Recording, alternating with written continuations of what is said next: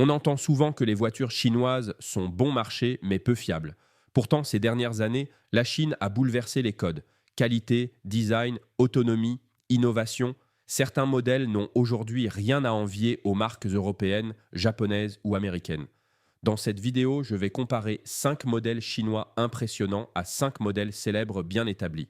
Vous allez peut-être changer d'avis sur les voitures chinoises. On commence fort avec la BYD Seal, une berline 100% électrique signée du géant chinois BYD. Ce constructeur, fondé en 1995, est aujourd'hui le numéro mondial en volume de véhicules électrifiés, devant même Tesla. La BYD Seal affiche jusqu'à 570 km d'autonomie, une accélération de 0 à 100 en 3,8 secondes pour la version AWD et une finition intérieure haut de gamme avec des matériaux premium. En face, la Tesla Model 3 est bien connue, mais elle est aujourd'hui plus chère, avec une autonomie légèrement inférieure sur certains modèles. Et côté finition, la BYD commence à prendre l'avantage. Ce qui étonne, c'est que même Warren Buffett a investi dans BYD. Ce n'est pas un hasard. En fait, l'évolution de BYD est fulgurante. En à peine 2 décennies, la marque est passée d'un fabricant de batteries à un pionnier de l'électromobilité.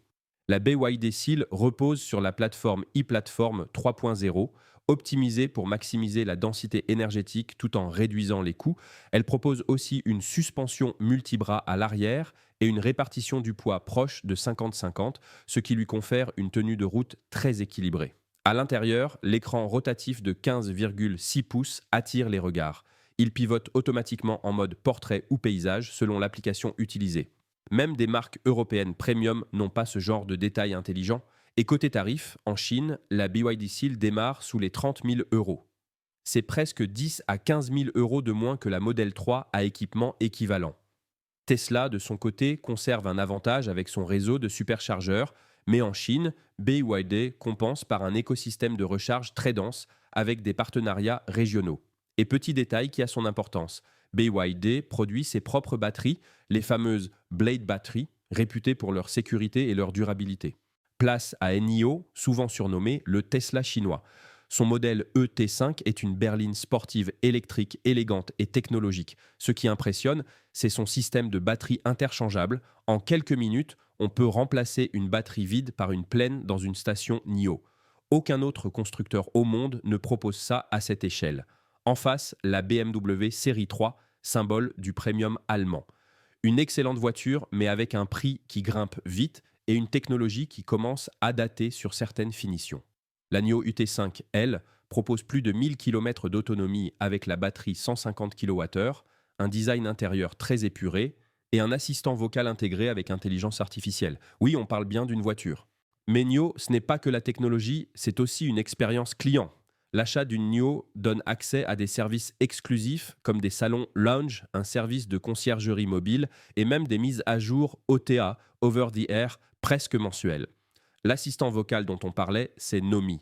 Un petit avatar à l'écran qui interagit en temps réel, apprend vos préférences et peut même faire des blagues ou vous rappeler de vous hydrater. La série 3 reste une valeur sûre, mais elle est aujourd'hui confrontée à une évolution rapide des attentes. Les clients veulent de la technologie embarquée, du confort et une consommation réduite. Sur circuit, la BMW conserve son ADN sportif. Mais en usage urbain ou longue distance, la NIO ET5 est plus silencieuse, plus connectée et surtout plus audacieuse. NIO a même testé la conduite autonome sur autoroute à grande échelle grâce à son système NIO Pilot. Et ce n'est que le début. En Chine, des centaines de stations de batterie swap permettent de récupérer 100% d'autonomie en moins de 5 minutes. Imaginez un plein sans attendre.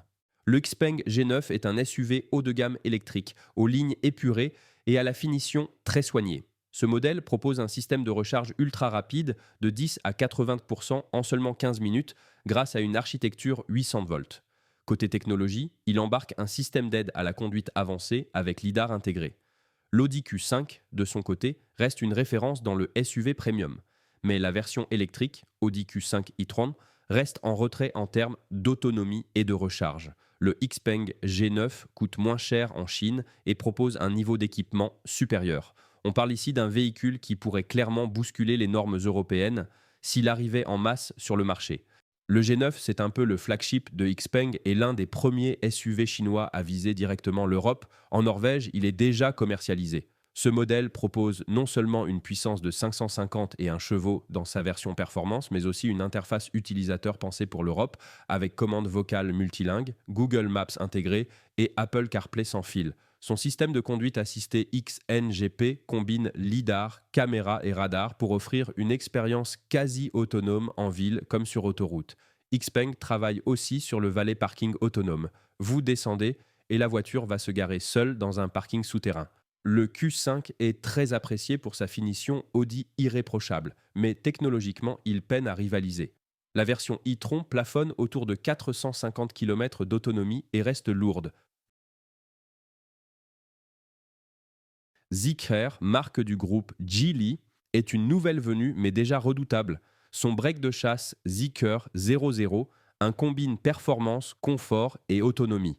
Jusqu'à 620 km d'autonomie, 0 à 100 km par heure en 3,8 secondes et une habitabilité exceptionnelle.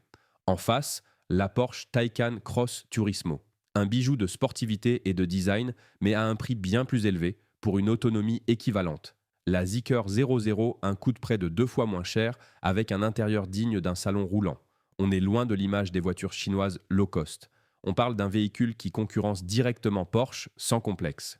Zeekr a frappé fort avec le 001, toit panoramique géant, sellerie cuir nappa, siège chauffant, ventilé, massant et un espace à l'arrière digne d'une limousine. C'est un break mais avec un esprit grand tourisme.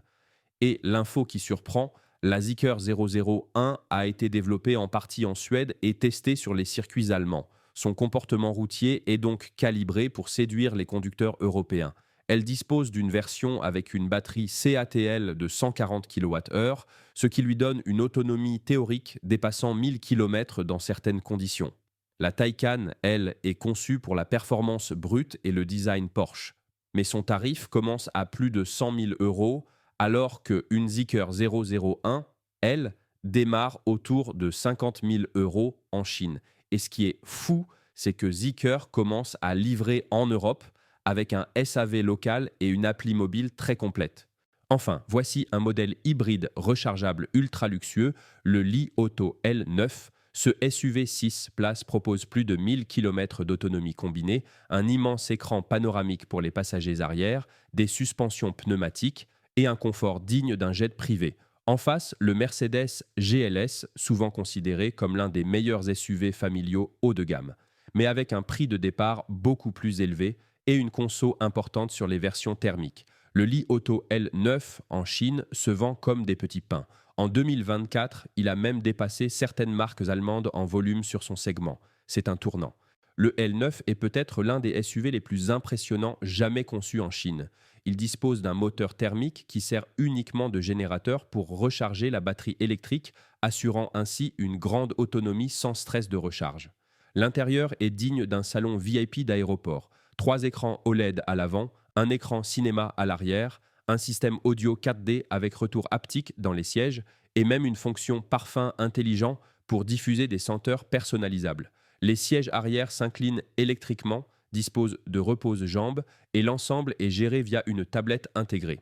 Mercedes garde l'avantage du prestige et d'un réseau mondial très solide. Mais le L9 propose tout simplement plus.